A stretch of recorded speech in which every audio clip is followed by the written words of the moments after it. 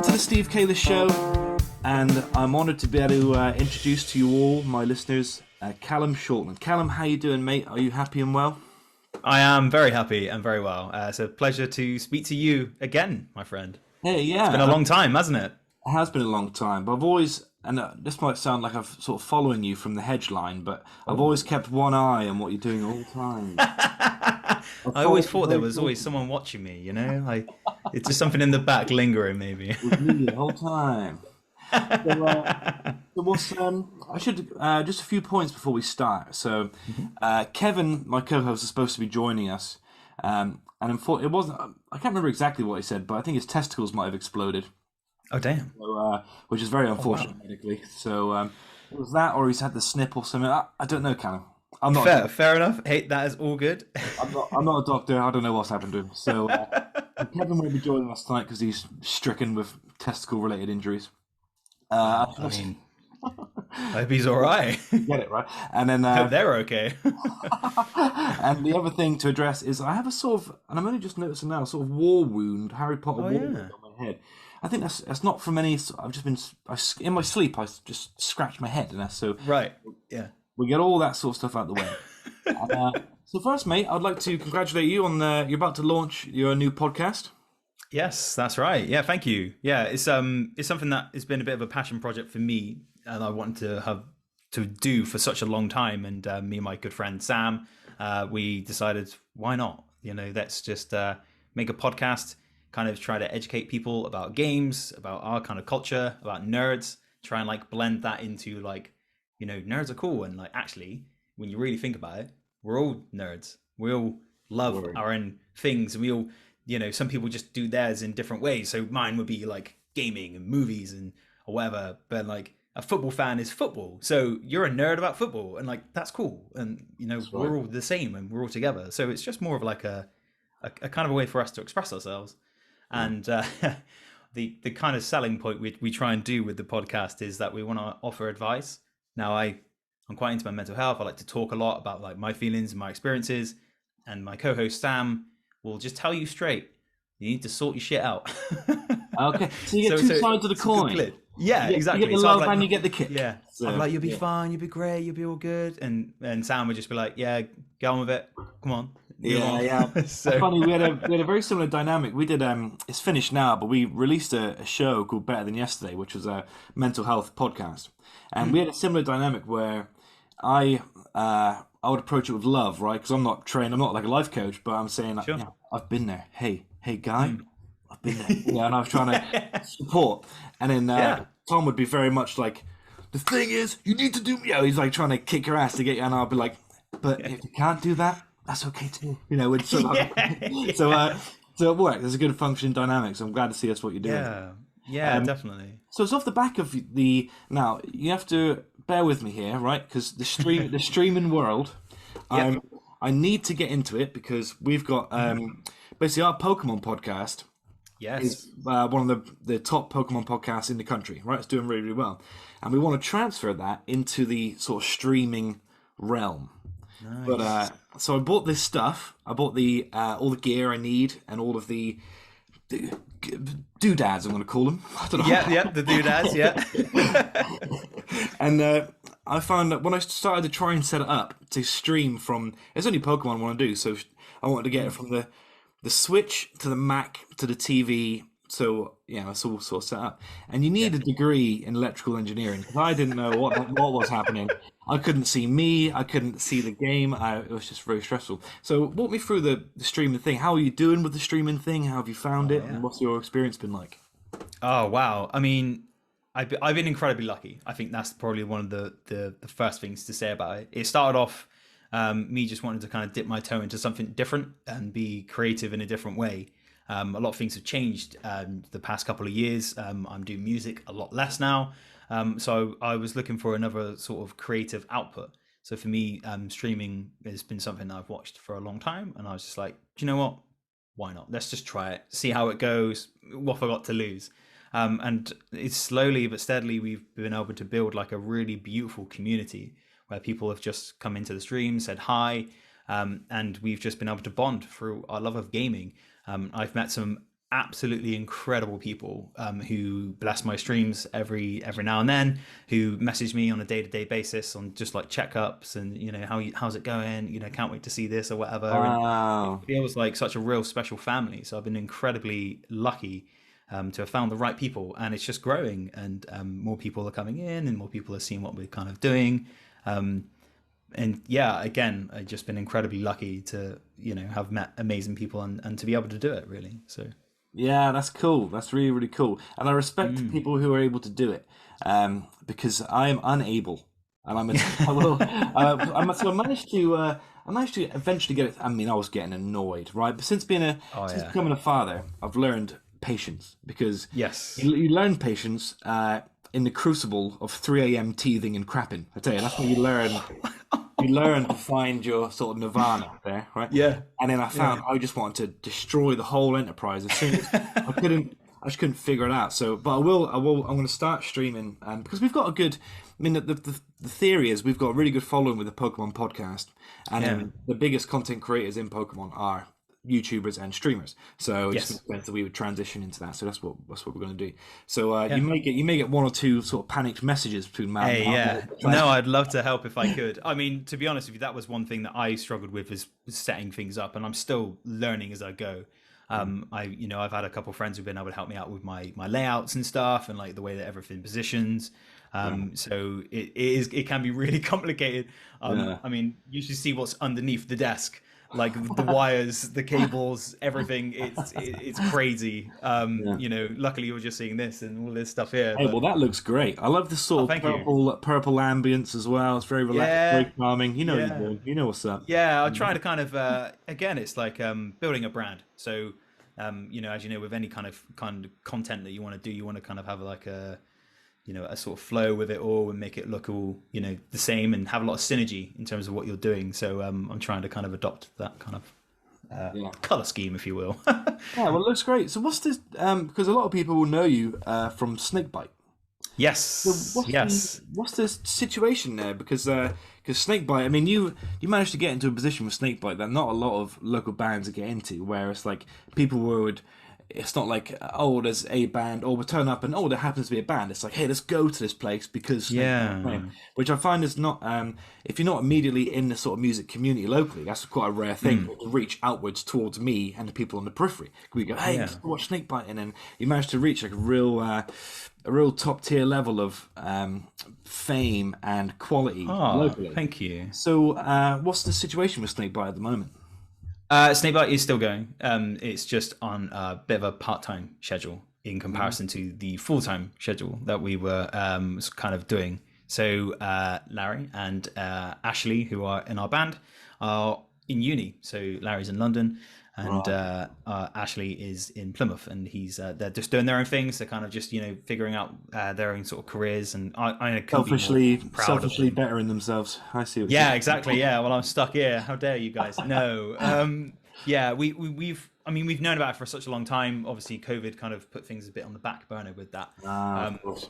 So we had a conversation. We were like, look, let's just see how it goes. Let's put no pressure on it, and we'll just kind of sort of see how we feel. But from conversations we've had and meetings that we've had, like we love it so much that we don't really want to stop. So we're going to continue doing it, but just doing it when it suits us, really. Which actually I feel would be more beneficial to us, but also to people who enjoy what we do. Because when we come back, it's more of a special occasion. So we know that it's going to be like a really great time, and people are going to hopefully enjoy it. Because it's very easy to put a lot of content out there and do loads of stuff that you get to the point where people are fatigued with it.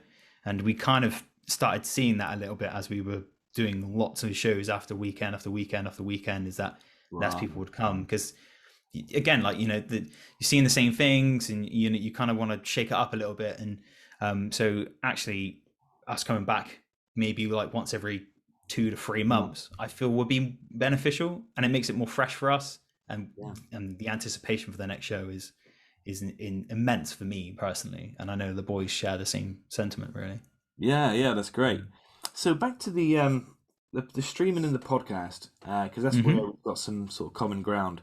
Because I'm not a musician. I don't pretend to be. I've actually Neither am I, mate.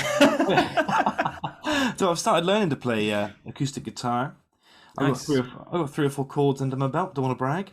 Well, hey man, that's no, it's good. By the way, I just want to cut in quickly and just say you're a liar because you're a phenomenal singer. Oh, that old thing, I barely. Now I've known you for a long time, so and I know that you've always been this. I mean, an amazing personality and also a performer as well. You are an inspiration as well. Just to say that, I want to get that out there just nice and quickly. The work that you're doing right now with everything and all your content is fantastic. It's actually things like you and people like you that inspire me to work harder and work better and figure out where I can get my stuff in. So I just want to quickly say that. But you are an amazing singer, so don't shoot yourself down. Oh, thanks, Brad. Yeah, Lee, my whole thing when I was growing up and when I was sort of in my late teens, early 20s was that I wanted to be an actor and performer. Yes, that's right. Yeah, and I had I was arrogant with it, but because for a little while I thought, actually, I could do it. I mean, I was arrogant because the arrogance came from a place of, well, I'm pretty sure. I was always pretty confident if I went for a role, I would do okay with it, and I was always pretty confident that, and that's because, but that was the arrogance of being sort of in my teenage years and the early 20s. And then when I stepped away, because I don't know if you know, Callum, but in my 20s and between 20 and 30, I made a series of very poor decisions there. And in that time, I lost contact with a lot of people sort of in the sort of performing locally, the industry, but also I lost a hell of a lot of confidence. So I went to an audition a few years ago, and I remember seeing Jez Smith there and a few people that we sort of know mutually. Yeah. And I remember just sort of leaving partway through because I didn't have I was suddenly self-aware, like a robot that had become conscious, and I was going, oh no, I don't know what to do with my body, what to do with my hands. Why didn't I not worry about this stuff before? And I just don't have any, my confidence now behind the camera is good because I can control, I can delete and edit and do whatever I want, and I can. Yeah, of course. I got much more choice of how people sort of perceive me, but I lost a lot of my, what made me a good performer sort of early on. And even with singing, I mean, I can do a karaoke every now and then, but I wouldn't be able to do anything more than that, which is a real shame. And that's but because you don't know when you're growing up, I had no one when I was a kid teach me about mental health and confidence and anxiety and all this sort of stuff.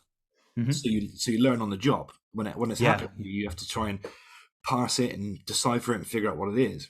Whereas and that can take a terrible toll because by the time you realize what to do about it, you've already, like I said, done a whole string of very ridiculous things. And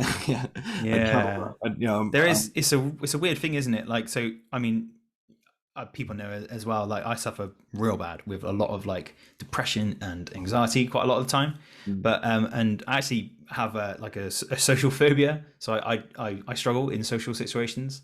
And like here, that's really striking. Yeah. It's really.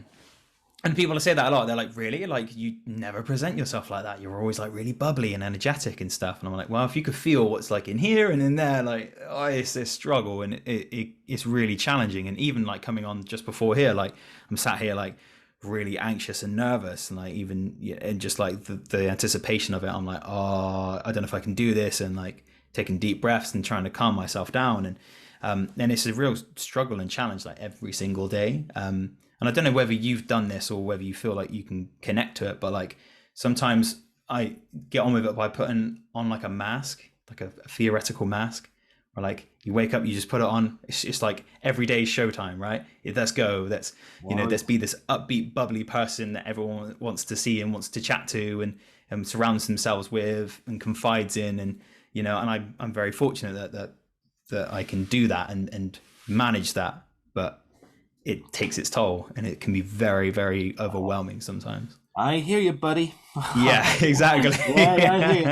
I mean, there was a point in my 20s where I go, I'm not sure what my actual personality is at the moment because I'm between social groups. I'm this one. I sense, I sort of intuit that this person prefers this aspect of my personality, and I'd go home and I'd be like, God, I really wasn't myself today. But where is myself? Yeah, yeah. I confused myself with all my various sort of characters, and Yeah, and no, totally. It's exactly the same, and I actually I owe a lot to, and not only my close friends and my mum, but like to Snakebite. I think I put it on a real high pedestal, and sometimes people are really like, dude, it's just a band. It's not. Like for me, it's everything. It gave me confidence. It gave me all the skills that I know now. It's given me a place and a purpose and a value.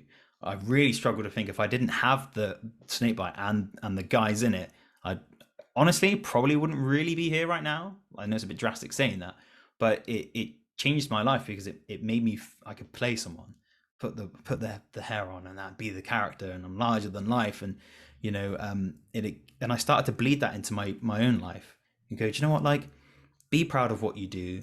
It's not cockiness, it's not arrogance if you know what you can do and you're good at it. Actually, that is confidence, and that's how you should feel, and you should be proud of what you do.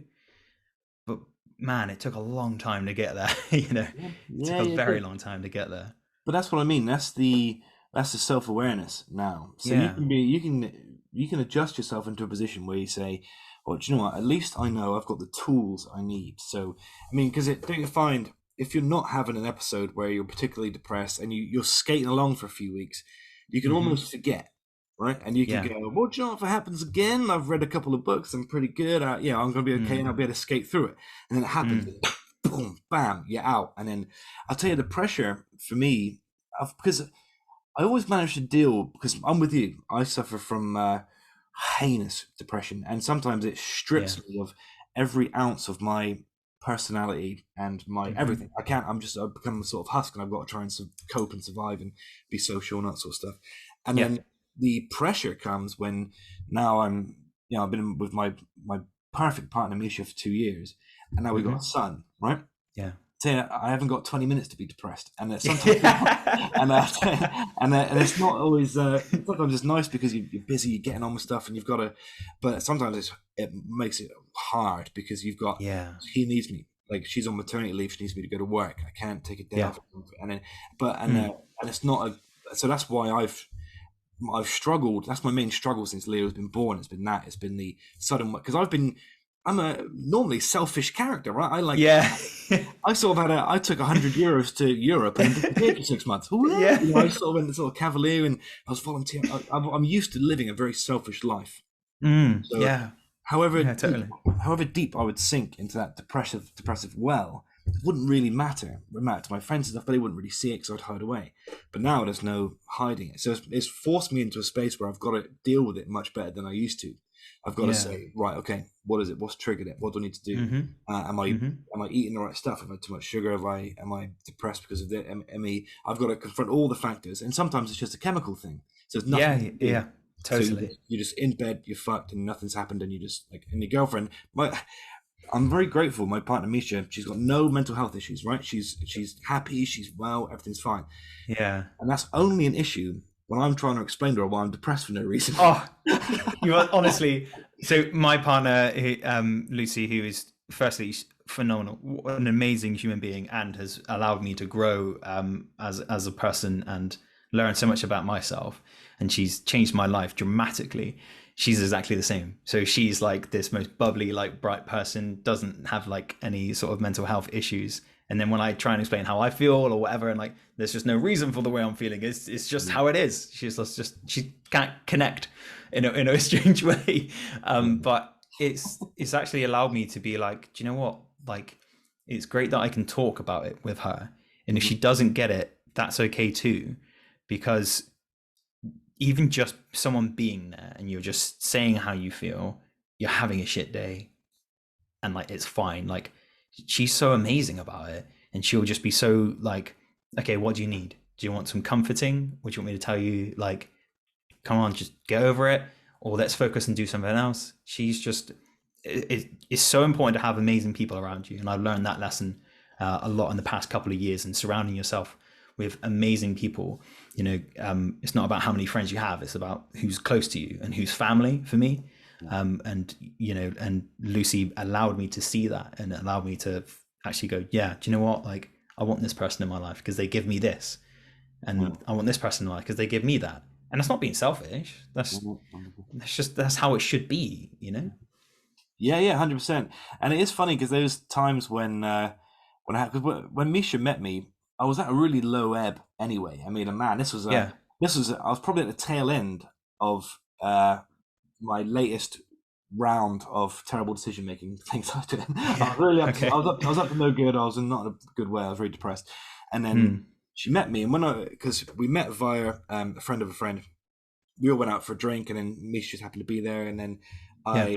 I was out with some friends, so I turned it on. Right, the charisma was there, the personality. Oh yeah, yeah. Had a few drinks. Comes out. Yeah. Oh yeah, yeah. I'm 100%. We're feeling good. We're looking good. It's all good. And then Yeah. she likes me, and then we start to talk, and we start to sort of fall for each other, and it's great. And then she's thinking, man, this guy is 110% all the time. He's funny, he's interesting, he's good, and all the good aspects of myself, right? But that's when you start dating someone, that's dialed up because you want to keep them around.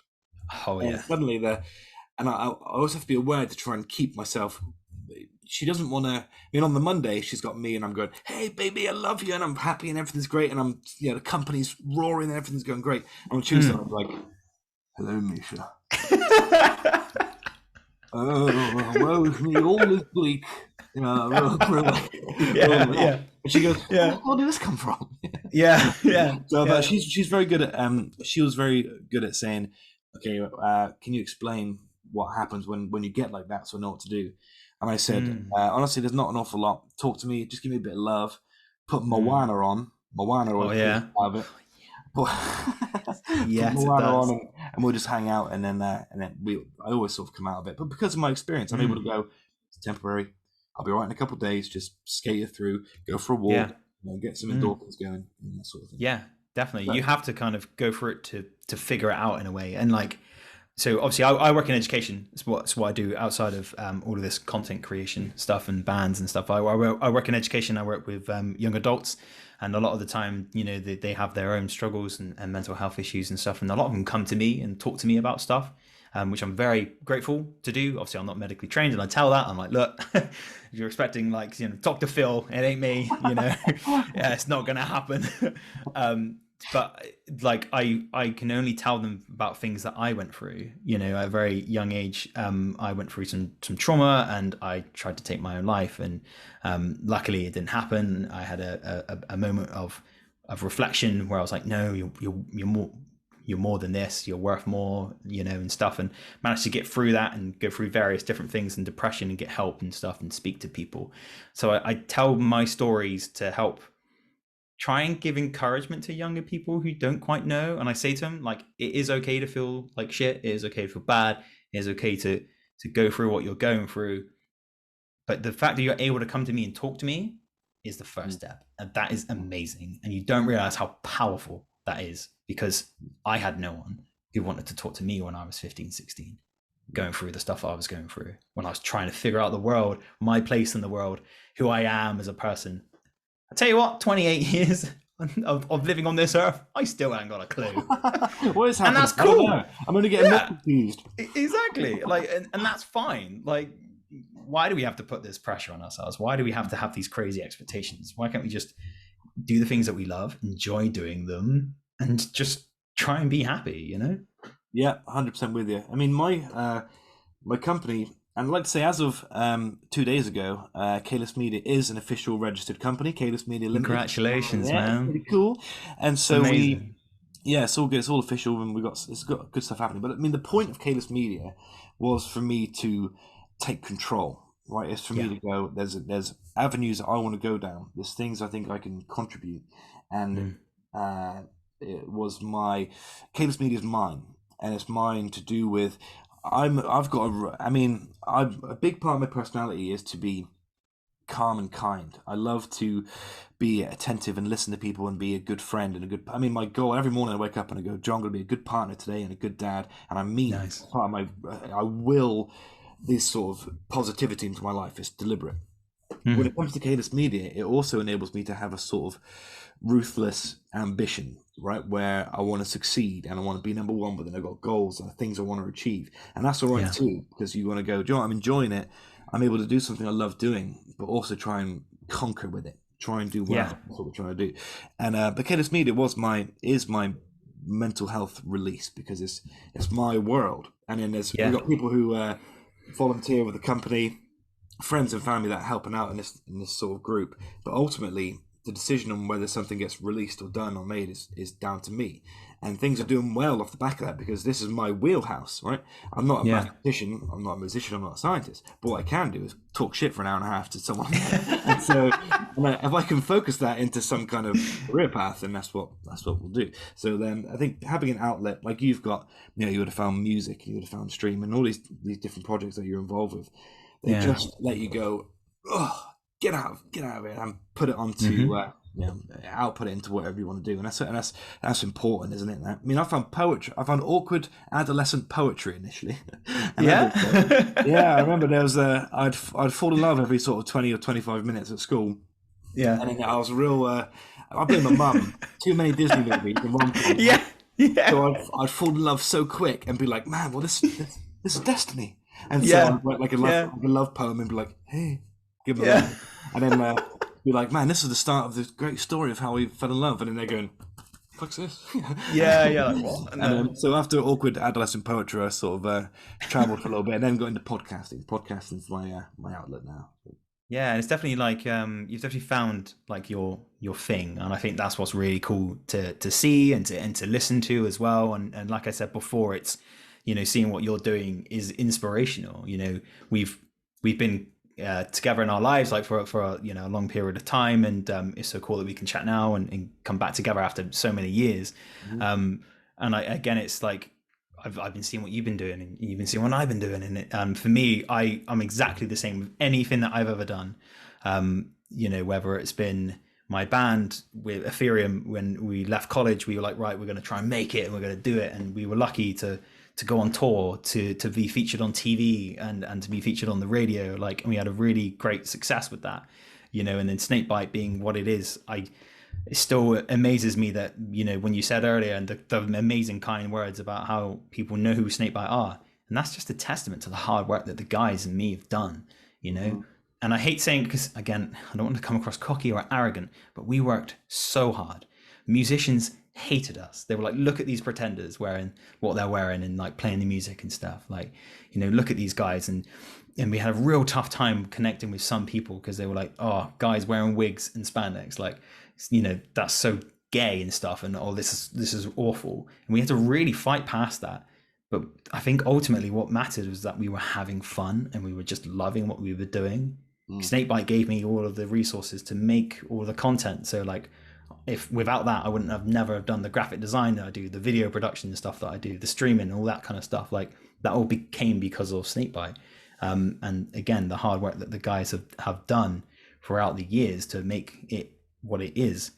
And I'm the same as you. I don't know what it is, but I have this big chip on my shoulder, and it's like I want to be the best at anything that I do. And I have to put 110% into everything, because then I can go, if it fails, hey, I tried. Do you know what? I put everything into that, and I know that I put everything into that, and hey, it didn't quite work, but that's cool. I'd rather be like, I tried it, rather than, I wish I did go for that. I wish I did try to do that. Yeah, 100%. And everything, I mean, a saying that I love is fail forward. So you use the momentum. So you go, okay, so that happened, that was shit. So, I mean, that's why now I'm able to talk to pretty much anybody about any subject a lot of the time, because my life is just a horrific cavalcade of stupid things. But at one time, I'm able to sit down and go, because before I'd cringe at a memory of something I've done or I've had, but now I'm able to go, all right, hold on to that memory for a minute and let's finally address it. What is it? And then I can try and extract some kind of lesson from it. I mean, that becomes even more important now I've got my baby boy. I'm very, very determined to steer him in a way that he doesn't have to endure what I've endured, because he's got me to draw the lessons from. And then what you were saying about the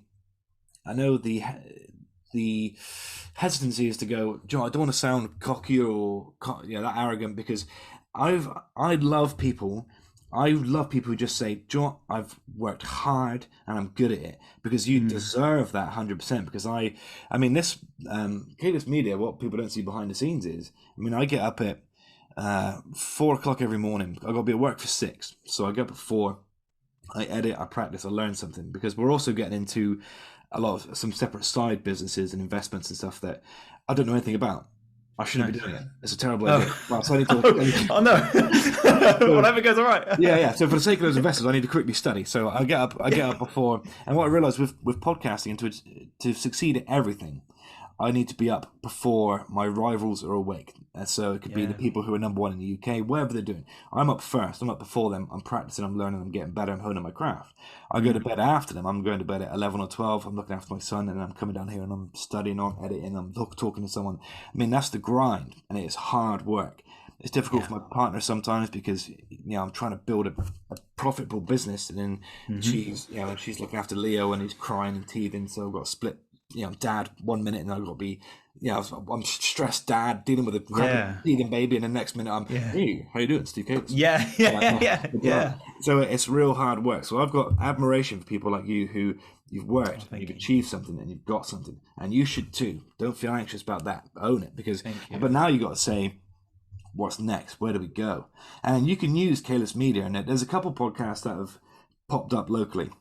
From different producers and different people who are sort of getting involved, which is great. I really want to encourage a podcasting scene here, so we can all collaborate and help each other and recommend guests and stuff and that sort of thing. So maybe we'll sort that out afterwards. But I 100%. also want you to use that as okay. Right, so here's a guy. He's doing what I'm doing. How do we get ahead of him? And that's because let it drive you, let it push you, because that's what healthy competition. Yeah. Because that's how I see it. I'd like to help, and then I'd like to be like, right, wow, that's good what they're doing. And when you put like that, a good example is you put out a post about your podcast, and the graphic design on it was cool as fuck. Thank you. I was going, that's cool. That's really good. So now I'm like, I'm good. Immediately I was like, how to get good at graphic design? Yeah. So that sort of thing can only elevate you, and then it improves the quality of the media output locally. So I think it's great, really good. Yeah, definitely. And I mean, that's something that I'm super passionate about. So in my job, one of the stuff that I do is I teach graphic design and media. So I've been encased in that for quite some time, and I've been able to learn the skills on the job in terms about like how things work and all that kind of stuff, and like distribution and like how to edit and stuff. So I've been really lucky to do that. But again, I wanted to do it, so I wanted to grind at it, and I wanted to go, right, how am I doing this? So similar to you with like your schedule, for me it's exactly the same.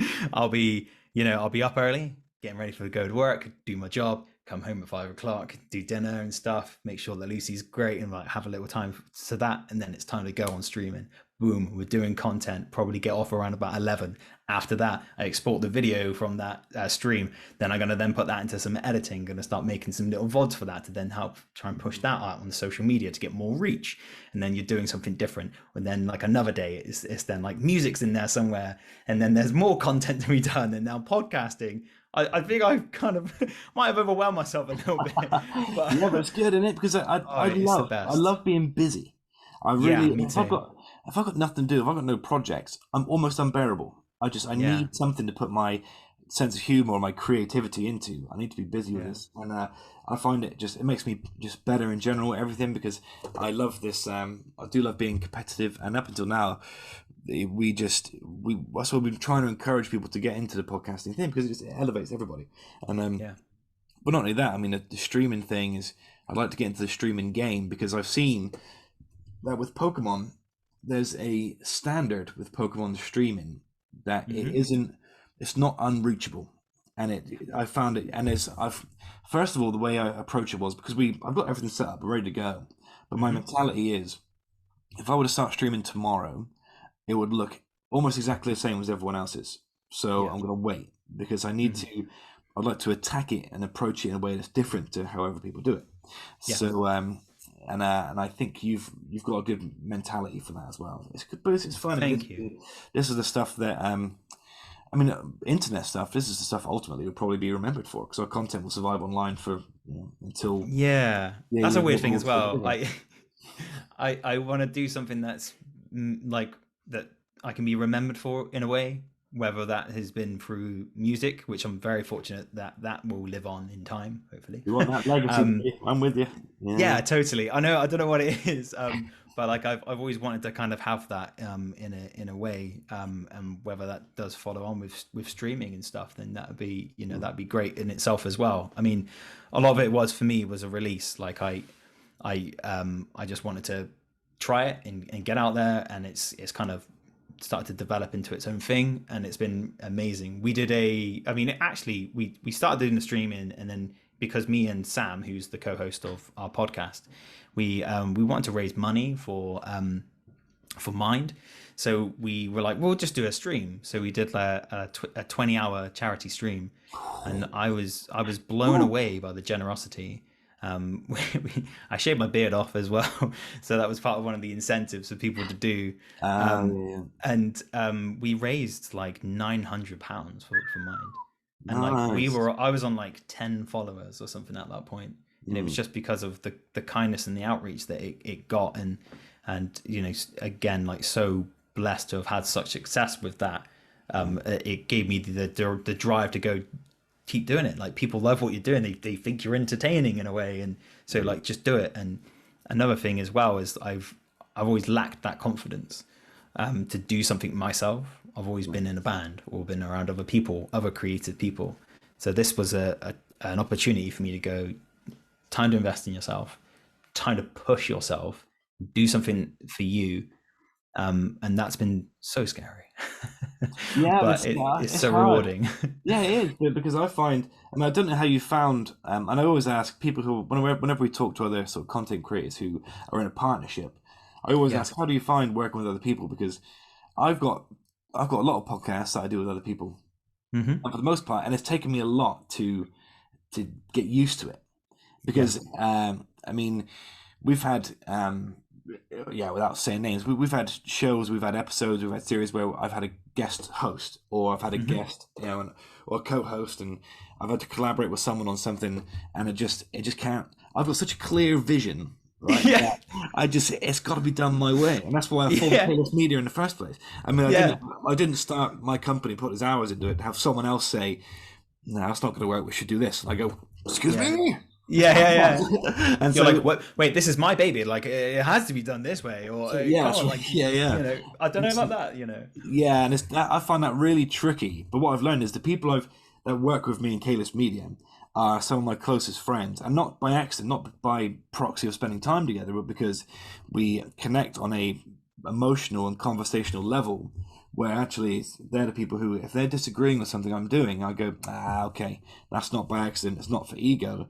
They've got a good point there, and so I've got really good network surrounding me, and that's the key. But I still struggle with mine. I don't like being. I still. If someone says no, that won't work, my immediate thing is, well, I'm not replying to that message. It will work, and I'll prove it to you all. And then and then about 20 minutes later, I'll go, okay, I hear you. I've got to center myself to be a normal human being. That's the name of my biography one day. Yeah, I love that. Oh gosh, learned that lesson very early on in my originals band, Ethereum. I remember we were writing a song, and I think we were working on it for about 3 weeks, and I hated it from day one. I was like, this is just not what I want us to do. I don't want us to sound like this. We're going in a completely wrong direction. And we'd spent 3 weeks on it, and I said, guys, this is not working for me personally. And then Larry would turn around and goes, well, why don't you just say from day one? And I was like, because I don't want to like hurt your feelings or upset you. And he's like, I don't care. It's business, like, we have to do what's best for business. Like, anything that you present or you put forward is the band's. So if it's not right for the band, we have to speak up about it. And I was like, oh my God, I feel like such an idiot, Music is so personal. You could write a song, and I was always worried about showing the guys my things I've written, and then they turn around and like, this is amazing. Why are you hiding this? Or like, oh, this is great. We could use this. And then sometimes they've been like, you know what? It's not quite right, or they'll tell me it's shit. What? I'm like, oh, never do anything again, you son of a bitch. But then you look at it and you're like, after you have your little 5 minutes, and then you're like, no, they're saying it for a reason, and actually you're right. And that was one of the best lessons I've ever learned. It was that moment there and being like, yeah, do you know what? Anything that we're doing in this capacity, in a creative capacity, is for the end product. Like, and that's something that I think we took over into Snakebite. Like, Snakebite was never it was never about Larry. It was never about me. It was never about Pete, our drummer. It was never about Ashley. It was always about Snakebite, and that was the biggest thing. And I think maybe the success for that came from that because there was no ego. Like, we were all the ego. Like, the ego was the band, and I think that's what made the success. Like, no one was trying to outshine each other. Maybe we were, but that was only to elevate the product, you know. And that's hopefully why it became what it is. And again, like, really, really proud of that. And I think that's what me and Sam, so with the podcast and stuff and content that we make, and because we stream together a lot of the time as well, a lot of the stuff, Sam is so, mate, like, you got the vision for it and I trust you. So put the work in, like, let's do this, let's make this happen. I'm literally here to be here for you, to help you out if you need me, but just guide it. And he just trusts the vision that we have. And because we got such a great rapport, it just works perfectly. And if he does say that's not quite right, or maybe not this, then I listen to it because I'm like, cool. Like, so it's really good to have that second person to say, actually, maybe we should think about this, or maybe do this differently. And that's been really beneficial. Good. I mean, that's why Kevin, who co-hosts this show with me normally, is the perfect co-host for me. Him and I do another show, the Pokemon podcast I do with Jed. Their whole thing now is they're happy to be along for the ride, right? Because they don't know from 1 minute to the next what I'm going to message them, what I'm going to say, what the next project is, who we're talking to. So it's an exciting. They just love the sort of adventure. And so if I need to, I'll offer up something because I need advice or need some help, or the Calis Media Group need some sort of guidance. But for the most part, I've got especially the Steve Calis show, because the Steve Calis show is my baby. That's before I was going to say. Media, I was doing this years ago. And so the Steve Calis show, Kevin is very excited by. He says he never knows from 1 week to the next who we're going to be speaking to, and is always interested in it, and he always just enjoys it as a project, but doesn't want too much in the way of creative control. And so I'm able to just go mad, talk to whoever, do whatever I want, and completely experiment. But in that process, learn what works, what doesn't, and it gradually hone. Because by no means is Calis Media or the Steve Calis Show a finished product. We're still very much in that turbulent process where all the sort of gaseous elements are trying to form into a solid structure. So that's what we're sort of heading towards. And the people, my co-hosts, give me the freedom to just go bananas and do it. And that's important, because I think if you have two people who are both, especially in podcasting, you'll see if you had two people who are both set on being the creative, on being the Steve Jobs, then it doesn't work. It doesn't. You need to give and take. So, but listen, mate, I won't take up too much more of your time. I want to say that. That's a pleasure. Yeah, well, from a distance, I've always respected your drive and your creativity and what you do locally. And thank you. And also, I appreciate you sharing the stories and the emotions that you've shared. It takes a lot to say, do you know what, this is scary. This makes me anxious, and this I was depressed here, and this happened to me. And that's to control those stories is to own them, I think, and to prepare for it happening again. So I really appreciate you sharing that with me, and I wish you all the best luck in the world, and all the best in the world of your projects coming up. Where can people find you, mate? Where's all your social medias in the? Oh gosh. Okay, cool. So you can find me at Instagram at Callum_Shortland, and you can find me on the Twitch for all my streams and my content. So I am also Callum Shortland, but I'm also Vice Wolfpack as well. So my alter ego. So you can find me on twitch.tv/Vice_Wolfpack.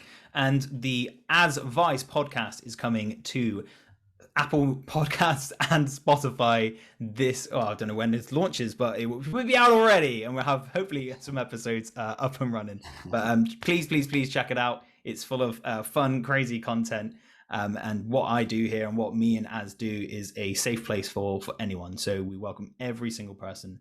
It doesn't matter who you are, what you represent. We want you there because it's a safe space, and that's why I love the community that we're making. It's all about that. So please, if you can, get involved, and also don't forget to give this man all of your love and all of your time, because he's doing phenomenal work. He's building something really special, and I just want to say thank you so much for having me on this podcast. I really appreciate it. Hey, mate, it was a genuine honor. So you take care of yourself, and let us know what I'll do, mate. I'll probably make a group in a minute with local podcasters in, and we Love can that idea. see if we can't find a way to sort of help each other out and do something like that. So definitely. You take care and give my love to your family as well. Yeah, we'll do, and you as well, mate, and you. Good luck with all your projects. Take care, buddy. Thank you. Yeah, you too, buddy.